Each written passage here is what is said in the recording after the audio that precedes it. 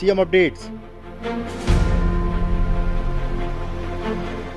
राज्य के कर्मचारियों को सीएम साय ने दीपावली के पूर्व दिया तोहफा, महंगाई भत्ता 4% बढ़ाने की घोषणा। सीएम साय की अध्यक्षता में मंत्रालय महानदी भवन में हुई कैबिनेट बैठक, राज्य हित में लिए गए महत्वपूर्ण निर्णय। बसना के गढ़ फुलझर में आयोजित रामचंडी दिवस कार्यक्रम में शामिल हुए सीएम साय ने जनभावनाओं के अनुरूप विभिन्न विकास कार्यों की घोषणा।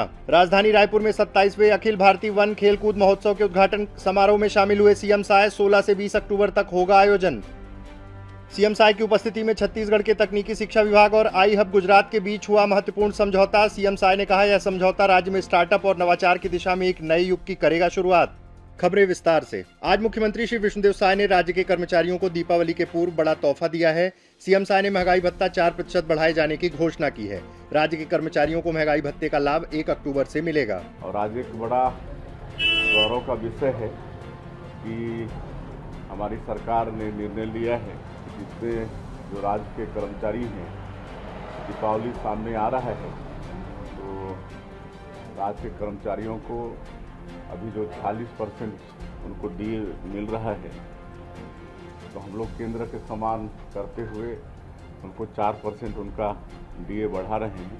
50% उनको डीए मिलेगा। आज मुख्यमंत्री श्री विष्णुदेव साय की अध्यक्षता में मंत्रालय महानदी भवन में कैबिनेट बैठक आयोजित की गई। बैठक में कई महत्वपूर्ण निर्णय लिए गए। बैठक में खरीफ विपणन वर्ष 2024-25 में समर्थन मूल्य पर धान उपार्जन तथा कस्टम मिलिंग की नीति का अनुमोदन किया गया। मंत्रिमंडलीय उप समिति की अनुशंसा के आधार पर राज्य के खरीफ विपणन वर्ष 2024-25 के दौरान समर्थन मूल्य पर राज्य के किसानों से नगद एवं लिंकिंग में धान खरीदी 14 नवंबर 2024 से प्रारंभ करने का निर्णय लिया गया। राज्य में धान खरीदी 31 जनवरी 2025 तक की जाएगी। समर्थन मूल्य पर धान खरीदी के लिए कृषि विभाग द्वारा एकीकृत किसान पोर्टल के माध्यम से किसान पंजीयन की प्रक्रिया जारी है, जो 31 अक्टूबर 2024 तक चलेगी। वर्ष 2024-25 में 160 लाख टन धान के उपार्जन का अनुमान है। समर्थन मूल्य पर धान उपार्जन के लिए बायोमेट्रिक व्यवस्था पूर्व वर्ष की भांति लागू रहेगी। मंत्रिपरिषद में खरीदी केंद्रों में धान के नियंत्रित एवं व्यवस्थित रूप से उपार्जन हेतु सीमांत एवं लघु कृषकों को अधिकतम 2 टोकन तथा दीर्घ कृषकों को अधिकतम 3 टोकन प्रदाय करने का निर्णय लिया गया है। सभी खरीदी केंद्रों में इलेक्ट्रॉनिक तौल यंत्र के माध्यम से धान खरीदी होगी। धान खरीदी के लिए 4.2 लाख गठान नए जूट बारदाना जूट कमिश्नर के माध्यम से क्रय करने की स्वीकृति दी गई है।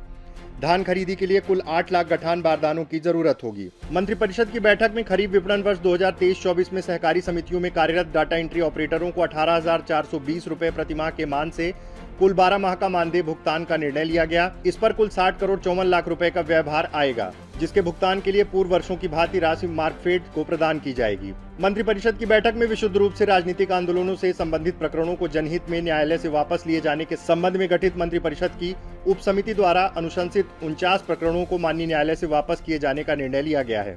मंत्रिपरिषद ने छत्तीसगढ़ पुलिस कार्यपालिका अराजपत्रित सेवा भर्ती नियम 2021 के नियम 8(2) में सूबेदार उप निरीक्षक संवर्ग प्लाटून कमांडर के पद पर नियुक्ति भर्ती हेतु प्रक्रिया वर्ष 2024 में केवल एक बार के लिए अभ्यर्थियों की निर्धारित अधिकतम आयु सीमा में 5 वर्ष की छूट प्रदान करने का महत्वपूर्ण निर्णय लिया गया है।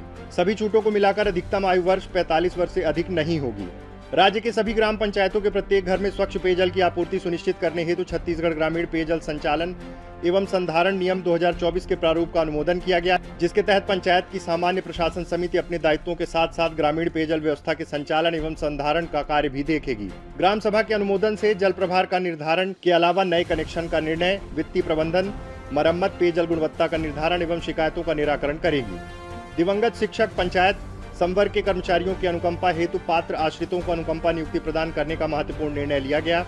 इसके तहत ऐसे शिक्षक संवर्ग के कर्मचारी जिनकी मृत्यु सेवा काल में हो गई थी और जिनके आश्रित नियमानुसार अनुकंपा हेतु पात्र हैं, उन्हें छत्तीसगढ़ शिक्षक पंचायत संवर्ग नियम 2018 के आधार पर पात्रता अनुसार अनुकंपा नियुक्ति दी जाएगी। ऐसी स्थिति में स्कूल शिक्षा विभाग से पद पूर्ति के लिए पंचायत एवं ग्रामीण विकास विभाग को पद प्रदाय करने के पूर्व आदेश को शिथिल करने का निर्णय भी लिया गया है, ताकि दिवंगत के पात्र आश्रितों को अनुकंपा नियुक्ति प्रदान की जा सके। लोकनायक जयप्रकाश नारायण मीसा डीआईआर राजनैतिक या सामाजिक कारणों से निरुद्ध व्यक्ति सम्मान अधिनियम 2008 में संशोधन का अनुमोदन किया गया, जिसके तहत दिवंगत लोकतंत्र सेनानियों का राजकीय सम्मान के साथ अंत्येष्टि की जाएगी तथा अंत्येष्टि के लिए उनके परिवार को 25,000 रुपए की सहायता दी जाएगी। देशी विदेशी मदिरा बोतलों पर चस्पा किए जाने हेतु होलोग्राम में अधिक सुरक्षात्मक फीचर्स उपलब्ध कराने के लिए भारत सरकार के उपक्रम भारत प्रतिभूति मुद्रणालय नासिक रोड महाराष्ट्र से होलोग्राम क्रय करने का निर्णय लिया गया। छत्तीसगढ़ राज्य की औद्योगिक नीति 2019-24 के तहत steel down stream project, ethanol इकाइयों एवं कोर सेक्टर के सीमेंट उद्योगों के लिए विशेष निवेश प्रोत्साहन पैकेज के निर्धारण का अनुमोदन किया गया। कैबिनेट बैठक में मंत्रिमंडल के सदस्यगण, प्रशासनिक अधिकारीगण उपस्थित रहे। मुख्यमंत्री श्री विष्णुदेव साय आज महासमुंद जिले के बसना के गढ़ फुलजर गांव में रामचंडी दिवस पर आयोजित कार्यक्रम में शामिल हुए। सीएम साय ने अपने उद्बोधन में कहा कि कोलता समाज द्वारा आयोजित गरिमामय कार्यक्रम में शामिल होना सौभाग्य की बात है। आज रामचंडी दिवस और शरद पूर्णिमा की बधाई। यह समाज बड़ा शिक्षित और समृद्ध है, जो दूसरे समाज को प्रेरणा देने वाला समाज है। इस दौरान सीएम साय ने जनभावनाओं के अनुरूप विभिन्न विकास कार्यों की घोषणा की। आज के अवसर में आए हैं तो समाज वर्ग के और पूरे जैसे हमारे प्रधानमंत्री जी कहें कि सभी समाज में उपयोग करें, क्योंकि ये जो गढ़ फुलझर के रामचंडी मंदिर के आसपास में और भी मंदिर बना थे, गौड़ समाज के तरफ से बना थे और भी समाज के तरफ से बना थे, तो बड़ा अच्छा ये जगह बना थे। तो एक सर्व सुविधा युक्त वहाँ मतलब मंगल भवन के लिए मैं 50 लाख रुपया की घोषणा करत हूँ और पर्यटन के रूप में भी वहाँ के विकास हमन करबो, ओकर भी मैं घोषणा करत हूँ।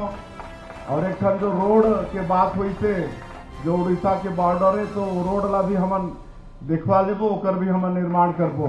बाकी और कई ठन मांग है, धीरे धीरे सब मांगला हमन पूरा करबो। कोलता समाज द्वारा आयोजित इस कार्यक्रम में छत्तीसगढ़ के 8 तथा ओडिशा के 12 जिले के लोग उपस्थित होते हैं। इस अवसर पर प्रभारी मंत्री श्री दयाल दास बघेल, वित्त मंत्री श्री ओपी चौधरी, सांसद श्रीमती रूप कुमारी चौधरी, बसना विधायक श्री संपत अग्रवाल सहित अन्य जनप्रतिनिधिगण, गणमान्य नागरिकगण एवं भारी संख्या में आम जन उपस्थित रहे। मुख्यमंत्री श्री विष्णुदेव साय आज राजधानी रायपुर के कोटा स्थित स्वामी विवेकानंद स्टेडियम में 27वें अखिल भारतीय वन खेलकूद महोत्सव के उद्घाटन समारोह में शामिल हुए। राजधानी रायपुर में 16 से 20 अक्टूबर तक 27वें अखिल भारतीय वन खेलकूद महोत्सव का आयोजन किया गया है, जहां देश भर से वन विभाग के अधिकारी कर्मचारी विभिन्न खेलों में हिस्सा लेने आए हैं। सीएम साय ने अपने उद्बोधन में कहा कि प्रधानमंत्री श्री नरेंद्र मोदी जी के नेतृत्व में पिछले एक दशक में खेलों की अधोसंरचना बढ़ाने और खिलाड़ियों को प्रोत्साहित करने बहुत बढ़िया काम हुआ है। आज देश भर से वन विभाग के अधिकारी कर्मचारी इन खेलों में हिस्सा लेने आए हैं। वन विभाग की सेवा में दमखम बहुत जरूरी होता है। जंगल में कई किलोमीटर का सफर तय करना होता है, इसके लिए फिटनेस बहुत जरूरी होती है। खेलों के माध्यम से न केवल आप लोग अपने को फिजिकली फिट रख पाते हैं, अपितु आपका मनोरंजन भी होता है।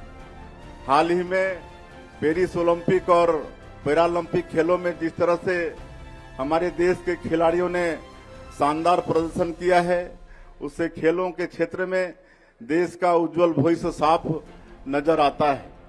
हमारे यशस्वी प्रधानमंत्री श्री नरेंद्र मोदी जी के नेतृत्व में बीते एक दशक में खेलों की अधोसंरचना को बढ़ाने एवं खिलाड़ियों को प्रोत्साहित करने के लिए बहुत बढ़िया काम हुए हैं।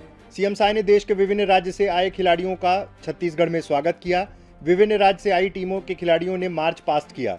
इस अवसर पर भारतीय T20 क्रिकेट टीम के कप्तान श्री सूर्य कुमार यादव, बिहार सरकार के वन एवं सहकारिता मंत्री डॉक्टर प्रेम कुमार, उप मुख्यमंत्री श्री अरुण साव और श्री विजय शर्मा, छत्तीसगढ़ के वन मंत्री श्री केदार कश्यप, खेल मंत्री श्री टंकराम वर्मा, विधायक श्री राजेश मूणत, श्री अनुज शर्मा, श्री मोतीलाल साहू सहित प्रशासनिक अधिकारी एवं देश के कोने कोने से आए खिलाड़ी उपस्थित रहे।